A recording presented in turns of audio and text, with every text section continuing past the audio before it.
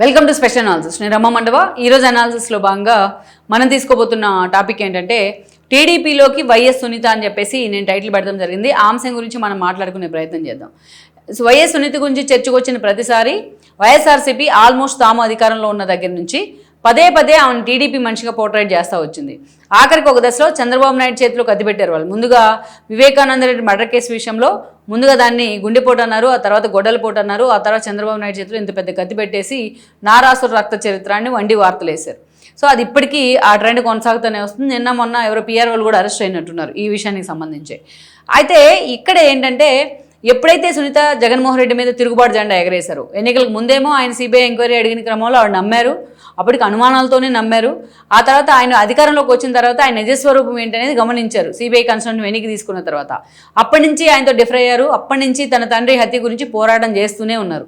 ఎంతోమందికి ఇన్స్పిరేషన్ ఆవిడ.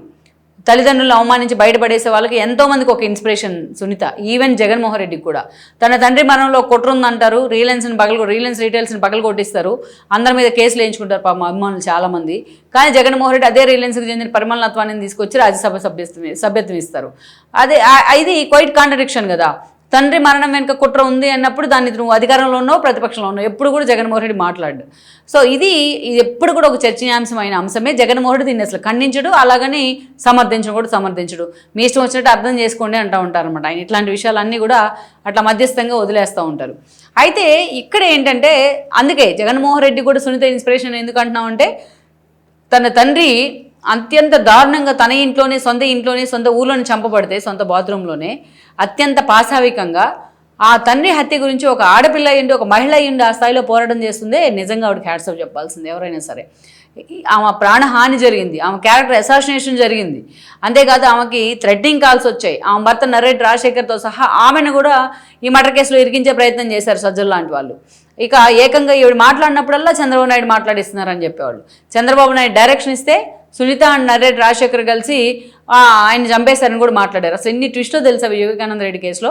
ముందుగా ఇందాక అన్నట్టు నేను గుండెపోటు అన్నారు, తర్వాత గొడ్డలపోటు అన్నారు, తర్వాత అక్కడ అన్ని సీన్ ఆఫ్ ఎఫెన్స్ మొత్తం ఖరాబ్ చేసే ప్రయత్నం చేశారు. ఆ తర్వాత గొడ్డలపోటు అన్నారు. ఆ గొడ్డలు పోయేసింది చంద్రబాబు నాయుడే అన్నారు. గొడ్డలు కాదు అది, మళ్ళీ కత్తి అని చంద్రబాబు నాయుడు చేతిలో కత్తి పెట్టారు. ఆ పెట్టేటప్పుడన్నా తెలియాలి కదా, అది గొడ్డలు కదా పెట్టాల్సింది మీరు గొడ్డలపోటు అన్నప్పుడు. మరి గొడ్డలకి కత్తి వేటికి గొడ్డల వేటికి తేడా ఉంటుంది. కానీ మీరు చంద్రబాబు నాయుడు చేతిలో కత్తి పెట్టి నారాసుర రక్త చరిత్ర అని చెప్పి ఒక పోస్టర్ కూడా వేయడం జరిగింది. అదే క్వైట్ కాంట్రాడిక్షన్. సరే ఆ తర్వాత ఏమన్నారు, ఇంకొద్ది రోజు సునీత ఎప్పుడైతే మిమ్మల్ని డిఫర్ అవుతుందో అప్పుడు సునీతనే ఏదో కుట్ర పడింది చంద్రబాబు నాయుడుతో కలిసి అని చెప్పి ఆమెను క్యారెక్టర్ అసాసినేషన్ చేశారు. సునీత చంద్రబాబు నాయుడు డైరెక్షన్లోనే చేస్తుందని చెప్పి కొన్నిసార్లు ప్రచారం చేశారు. ఆ తర్వాత ఆదినారాయణ రెడ్డి, బీటెక్ రవి లాంటి వాళ్ళే చంద్రబాబు నాయుడు డైరెక్షన్లో ఈ మర్డర్ చేయించారు అని చెప్పి మాట్లాడారు.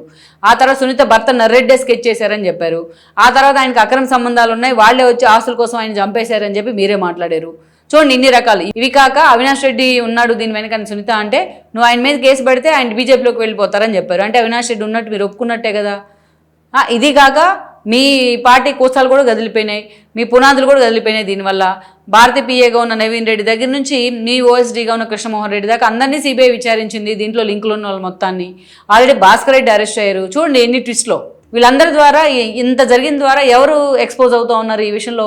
ఏకంగా జగన్మోహన్ రెడ్డి పేరే కదా ఎక్స్పోజ్ అయింది. సో వీళ్ళు ఈరోజు ఏం చేస్తూ ఉన్నారు, ఎప్పటి నుంచో ఒక క్యారెక్టర్ అసాసినేషన్, ఎప్పటి నుంచో సునీత గట్టిగా ఒక పవర్ పాయింట్ ప్రజెంటేషన్ ఇచ్చి తన తండ్రి హత్య కేసు గురించి మాట్లాడిన ప్రతిరోజు సాయంత్రానికల్లా ఆమె టీడీపీలోకి వెళ్తుందనే వార్తలు వస్తాయన్నమాట. టీడీపీ నుంచి పోటీ చేస్తుందనే వార్తలు వస్తాయి. ఆమెకి కడప ఎంపీ టికెట్ ఇవ్వబోతున్నారనే వార్తలు వస్తాయి. ఆవిడకు ఉందో లేదో ఆలోచన కానీ వీళ్ళే కలిగించే ప్రయత్నం చేశారు. ఒక దశలో నిజంగానే ఆమె కడప ఎంపీ టికెట్ ఇద్దాం మనం కూడా టీడీపీ ఆలోచన చేసింది. ఆ స్థాయిలోకి తీసుకెళ్లారు మీరు ఆవిడని, ఆ రాజకీయాలని. సో అయితే షర్మిల ఎప్పుడైతే పీసీసీ చీఫ్గా ఎంట్రీ ఇచ్చారో అప్పుడు షర్మిలాకి సునీత మద్దతు ఇచ్చే ప్రయత్నం చేశారు తాను పోటీలో నిలబడకుండా. వాళ్ళిద్దరూ కలిసి చేసిన ప్రచారం వాళ్ళకెంత లాభించిందో కానీ బట్ వాళ్ళ ప్రత్యర్థులకి, జగన్మోహన్ రెడ్డి ప్రత్యర్థులకు మాత్రం అది ఎడ్జ్ తీసుకొచ్చిందని అనుకోవాలి. ఓవరాల్గా చూస్తే అవినాష్ చాలా నేరోతో మొన్న ఎన్నికల్లో బయటపడ్డారు. కానీ బట్ వాళ్ళిద్దరూ చేసిన క్యాంపైన్ మాత్రం నభూతో నా భవిష్యత్తు.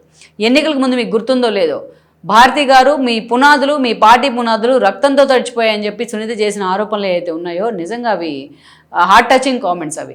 సో అలా అదైపోయింది. సరే సిబిఐ ఎంక్వైరీ చుట్టూ తిరిగి ఆమె కాళ్ళు అరిగిపోయినాయి. ఈరోజు తాను బాధితురాలైతే నిందితురాలుగా ఆమెని మలుపు తిప్పుతున్నారు అని చెప్పి ఎన్నోసార్లు ఆవిడ కన్నీళ్ళు పెట్టుకున్న పరిస్థితి. ఆల్మోస్ట్ సిబిఐ క్లోజ్ చేసింది, కేసుని ఎండింగ్కి వచ్చిన పరిస్థితుల్లో ఈరోజు మళ్ళా తెలంగాణ కోర్టులో ఆమె కేసు మళ్ళా పెట్టింది. నేను ఆగను, నేను బాధితురాలను అవుతున్నా సరే నేను ఈ కేసు బయటికి తెచ్చేంత వరకు కూడా ఆగనని చెప్పి ఆవిడ ఆల్రెడీ శబ్దం చేయడం జరిగింది. ఈ క్రమంలోనే తెలంగాణ సిబిఐ కోర్టులోని కేసు ఫైల్ చేయడం, పోలీస్ స్టేషన్లోని ఫైల్ చేశారు, కోర్టులో కూడా ఫైల్ చేసే ప్రయత్నం చేశారు. సిబిఐ ఎంక్వైరీని తిరిగి ఆదేశించండి, ఆధారాలన్నింటినీ వదిలేస్తుంది సిబిఐ అని చెప్పేసి. సో ఆ దిశగా ఈరోజు సిబిఐ కోర్టు డైరెక్షన్ ఇస్తే మళ్ళీ సిబిఐ ఎంక్వైరీ స్టార్ట్ కావాల్సిందే.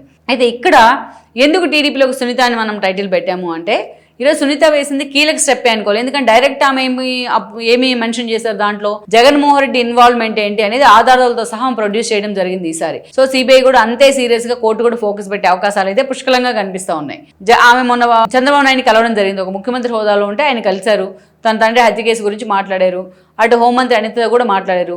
ఈ ఫోటోలను బట్టి ఆవిడ టీడీపీలోకి వెళ్తుంది అని ప్రచారం చేస్తూ ఉన్నారు. ఈ రోజు టీడీపీలోకి వెళ్ళటం అనే సంగతి మనం పక్కన పెడితే, ఏమో రేపు ఎన్నికల నాటికి వెళ్తుందేమో కూడా ఆవిడ మిమ్మల్ని తట్టుకోలేక. కానీ ఈ రోజు మాత్రం చంద్రబాబు నాయుడు వైపు నుంచి, అటు ప్రభుత్వం వైపు నుంచి, పార్టీ వైపు నుంచి ఒక చర్చ ఏంటంటే సుందిక నిజంగా అండగా నిలవాలని. ఎప్పుడైతే చంద్రబాబు నాయుడు చేతిలో కత్తి పెట్టి వీళ్ళు ఫోటో వేశారో దాని మీద టీడీపీ తలుచుకుంటే ఆ రోజు రాష్ట్ర వ్యాప్తంగా ఒక 5,000, 6,000 కేసులు ఫైల్ చేయించవచ్చు జగన్మోహన్ రెడ్డి మీద, భారతిరెడ్డి మీద. కానీ చంద్రబాబు నాయుడు సైలెంట్గా ఉండిపోయారు.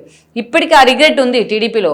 వీళ్ళు చంద్రబాబు నాయుడు చేతిలో కత్తి పెట్టే, కనీసం ఆయన చేతిలో మనం ఎక్కడైనా గుండు సూదన్నా చూసుంటామా ఇన్నేళ్ల కెరీర్లో, ఆయన ఇమేజెస్లో కానీ, ఆయన ప్రెస్ మీట్లో కానీ ఎక్కడన్నా? అలాంటి చంద్రబాబు నాయుడు చేతిలో ఒక పెద్ద కత్తి పెట్టేశారు. సో అది ఆ చూడటానికి మనం ఆయన ఆ విజువల్లోనూ ఆ ఫోటోలో చూడడానికే చాలా ఆడ్గా ఉండే ఫోటో అది. సో అందుకని ఈ అంశం మీద మనం లీగల్గా వెళ్ళే ప్రయత్నం చేయలేదు, దాన్ని ఎండార్స్ చేసినట్లయింది. అందుకే ఈ అంశం మీద మనం కోర్టుకు వెళ్ళాలి అంటే సునీత కేసు విషయంలో మనం కూడా ఇంప్లీడ్ కావాలని టీడీపీ నేతల్లో చాలా సీరియస్గా చర్చ జరుగుతోంది. కొంతమంది సీనియర్ నేతలు అయితే అటు చంద్రబాబు నాయుడు సలహా మేరకు లీగల్ ఒపీనియన్ కూడా తీసుకుంటా ఉన్నారు అనేది అయితే ఇంకో సమాచారం.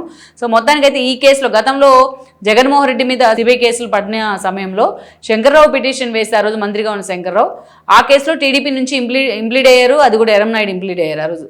అలాంటి పరిస్థితుల్లోనే ఆయన మీద CBI case, ED case probe జరిగింది, ఆయన జైలుకి కూడా వెళ్ళడం జరిగింది. సో ఇక్కడ మనం చూస్తే, సో సునీత విషయంలో ఆమె కేసు వేసిన విషయంలో మనం కూడా ఇంప్లీడ్ అయితే ఎలా ఉంటుంది అనేది టీడీపీ వైపు నుంచి జరుగుతున్న చర్చ.